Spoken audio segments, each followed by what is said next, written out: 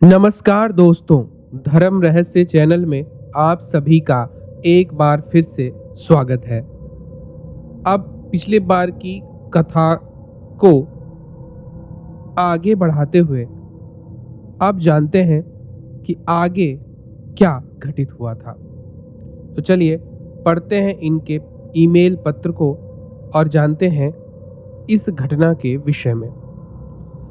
नमस्कार गुरुजी, पिछली बार की बातों को अब मैं आगे अपने इस ईमेल पत्र के द्वारा बढ़ा रहा हूं। कृपया इसे भी अवश्य प्रकाशित कीजिएगा। गुरुजी, मंजूलिका की आत्मा के बारे में तांत्रिक ने जब शोधकर्ता को बताया तो शोधकर्ता बड़े असमंजस में आ गया। उसने अपने मित्र से कहा, इसके विषय में अब हम लोगों को क्या करना चाहिए? ऐसे में तो तांत्रिक को बहुत बड़ी परेशानी झेलनी पड़ेगी।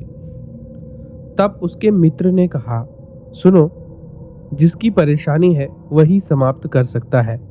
इसी से क्यों नहीं पूछते हो कि इसके लिए दूसरा कोई और मार्ग है क्या? तब शोधकर्ता ने उस तांत्रिक से पूछा, तुम्हारी बीवी को बचाने और मुझको भी इस मंजूलिका के भूत से बचने के लिए क्या करना होगा?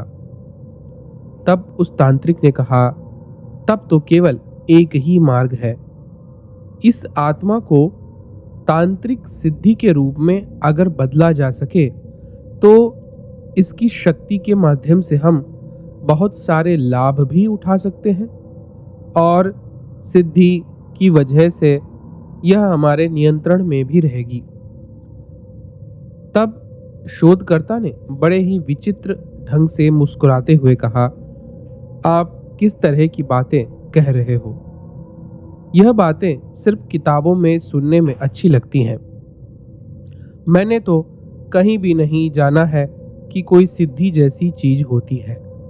तब तांत्रिक ने कहा, यह जन सामान्य के लिए बताई जाने वाली बातें नहीं है। ना ही कोई साधारण व्यक्ति इन चीजों को समझ सकता है। जिसने अपने दैनिक जीवन की दिनचर्या के अलावा कोई रहस्य के विषय में कभी मेहनत ही नहीं की, भला वह इन चीजों के विषय में क्या जानेगा? इसलिए भले ही आप शोधकर्ता हो, लेकिन आपने कभी तंत्र मंत्र विज्ञान के विषय में गहरी रुचि नहीं दिखाई, ना ही कोई अध्ययन किया है। इसीलिए आप इस प्रकार कह रहे हो।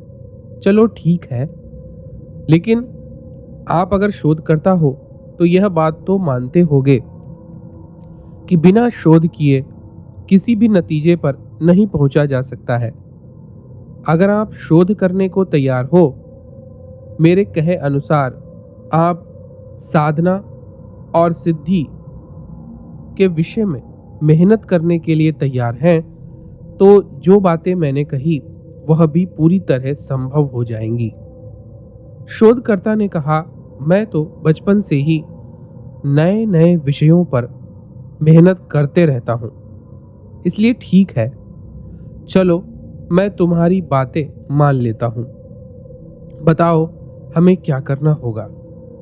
तब शोधकर्ता ने कहा कि क्योंकि यह एक भूतनी है और ऐसी शक्तियों को अगर हम पिशाचिनी की शक्तियां प्रदान कर दें तो यह हमारे बहुत काम आ सकती हैं। तब शोधकर्ता ने कहा, अरे वही ना, जैसी कर्ण पिशाचिनी होती है।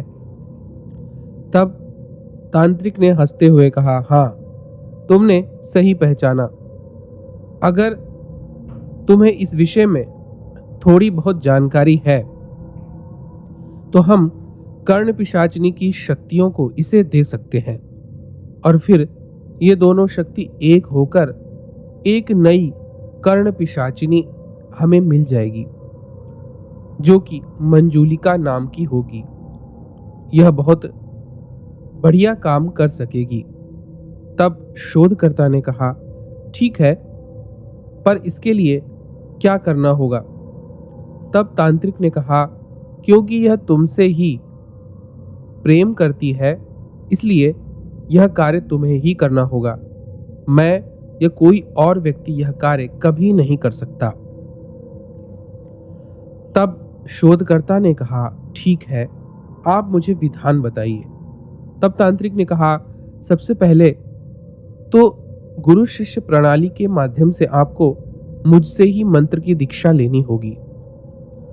मुझे आपको स्वीकार करते हुए आगे की व्यवस्था करनी होगी। तब शोधकर्ता ने कहा, ठीक है, मैं आपको अपना तांत्रिक गुरु स्वीकार करता हूं, आपको दक्षिणा भी भेंट करता हूं। अब आप मुझे जो भी मंत्र या इस विद्या को करने में सहायता करेंगे, मैं सहर्ष रूप से करूंगा। शोधकर्ता के मित्र ने कहा, यह तुम किन चीजों में फंस रहे हो? लेकिन शोधकर्ता ने कहा, परेशान मत हो मित्र, अगर इसकी बातों में सच्चाई होगी तो अवश्य ही कोई ना कोई रहस्य तो निकल कर आएगा ही। मुझे विश्वास है कि मैं मंजूलिका से मुक्ति प्राप्त कर लूंगा और फिर हमें यह भी पता चल जाएगा कि दूसरी दुनिया की कोई चीज होती है या नहीं। तब शमशान भूमि में तारापीठ के रात्रि के समय शोधकर्ता और उसका मित्र साथ में तांत्रिक पहुंच जाते हैं। तांत्रिक कहता है, मैं तुम्हारी दीक्षा संस्कार विधि संपन्न करता हूं। उसने शोधकर्ता के कान में एक मंत्र बताया और कहा, इसका तुम्हें जाप करना होगा। तरीका और विधान मैं तुम्हें पूरा बता रहा हूं। मैं तुम्हें सारा रहस्य भी बताता हूं। चलो, यह एक ऐसी पिशाचिनी होती है जो जब कम शक्तिशाली हो तो पिशाचिनी कही जाती है।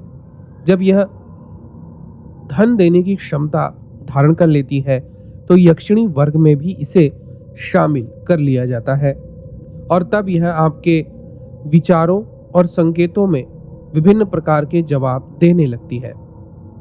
आप जान पाते हो कि आपके जीवन में क्या घटित हो सकता है, अभी तक क्या घटित हुआ है, और न सिर्फ आप स्वयं के बल्कि दूसरे के जीवन के विषय में बहुत कुछ उसे देख करके ही जानने लगते हो। कर्ण पिशाचिनी एक ऐसी शक्ति है जो निष्कासित होकर पृथ्वी पर भटक रही है। मंत्रों के माध्यम से हम उसे पकड़ लेंगे और तुम्हारी मंजूलिका के दिव्य स्वरूप में मिलाकर दोनों का एक ऐसा मिश्रण तैयार होगा जो तुम्हारे लिए बहुत ही लाभदायक होगा। इसे एक गुप्त त्रिकालदर्शी साधना माना जाता है। यह 11 से 21 दिन में पूर्ण हो जाती है और थोड़े ही समय में व्यक्ति त्रिकालदर्शी बन सकता है। इसे सामान्य विधि से संपन्न नहीं किया जा सकता, बल्कि इसके लिए घोर आस्था, आत्मविश्वास, असहजता से झेलने की अटूट क्षमता होना बहुत आवश्यक है। तब उसने 2 विधि बताई।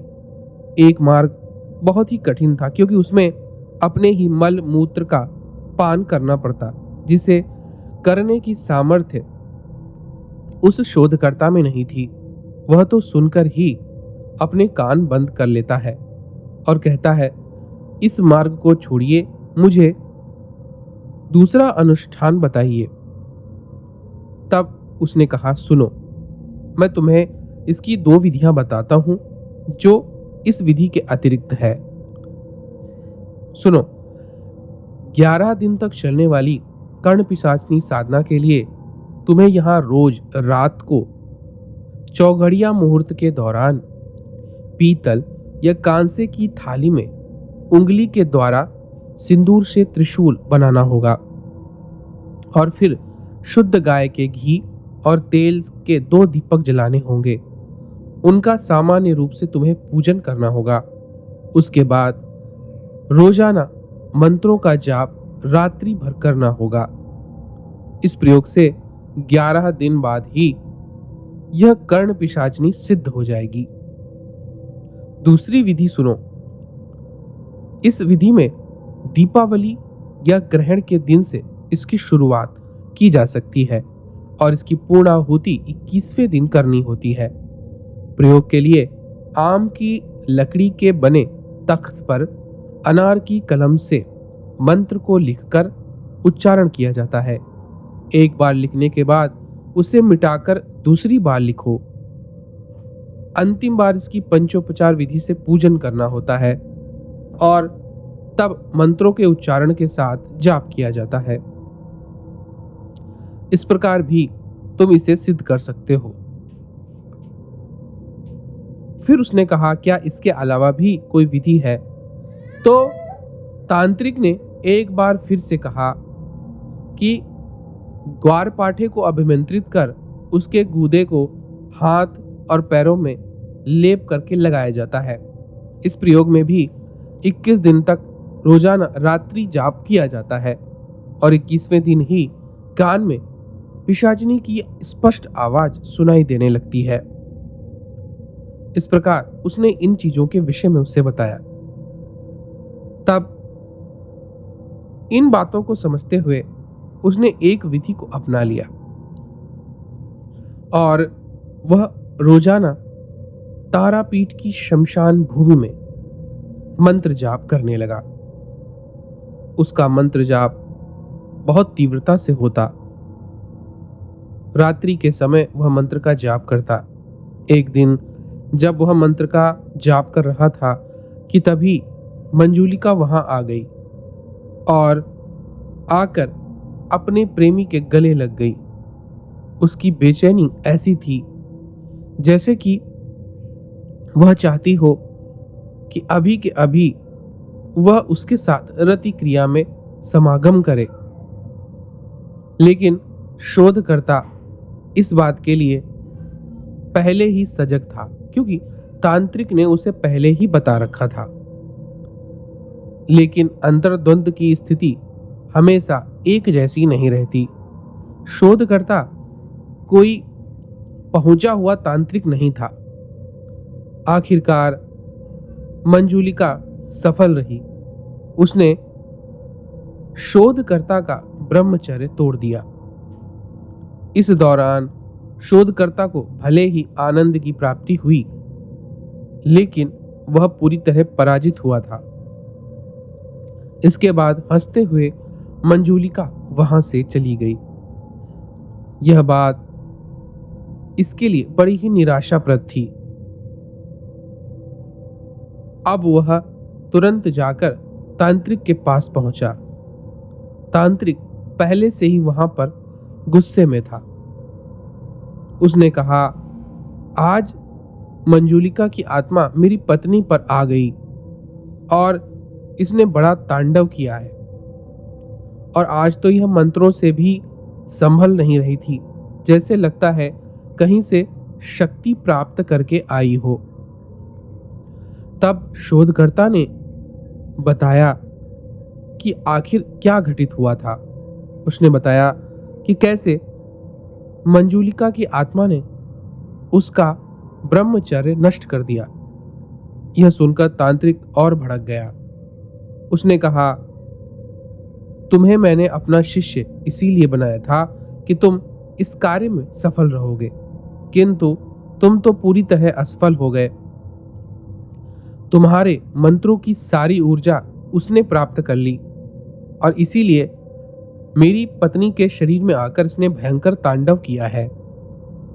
मुझे भी मारा और पीटा है। अब तुम ही बताओ, ऐसे में कैसे काम चलेगा? कैसे इसे हम अपने वश में करेंगे? अगर तुम अपना ब्रह्मचर्य इसी प्रकार नष्ट कर दोगे तो फिर कैसे हम इस शक्ति को अपने अधीन कर पाएंगे? यह सुनकर शोधकर्ता शर्म से सिर नीचे कर लेता है और कहता है, मैं क्या करता, मैं भी एक मनुष्य हूं। मेरी क्षमता नहीं कि मैं इस विषय में उसे पराजित कर पाऊं। जब वह मेरे शरीर के साथ इस प्रकार खेलती है तो मैं आखिरकार पराजित हो ही जाता हूं। मुझे लगता है मैं उसे पराजित नहीं कर पाऊंगा। तब तांत्रिक ने कहा, यह प्रश्न सदैव सभी के मन में रहता है, लेकिन मन से बड़ा बलवान और कोई नहीं। मन से ही तुम पराजित हो चुके हो, और अगर पराजय ना मानो तो तुम अवश्य विजयी होगे। इसीलिए मैं तुम्हें कहता हूं, दोबारा से इस अनुष्ठान को शुरू करो। निश्चित रूप से तुम्हें इसमें सफलता की प्राप्ति होगी। मेरा विश्वास है कि तुम अवश्य असफलता से सफलता की ओर बढ़ पाओगे। एक नए जोश के साथ शोधकर्ता अपने नए लक्ष्य की तरफ बढ़ चुका था। अब की बार साधना के विधानों में भी उसने परिवर्तन किया। तांत्रिक के कहने पर अभी तक वह वस्त्र धारण करके साधना करता था, किंतु अब निर्वस्त्र होकर मंत्र का जाप करना उसने शुरू कर दिया।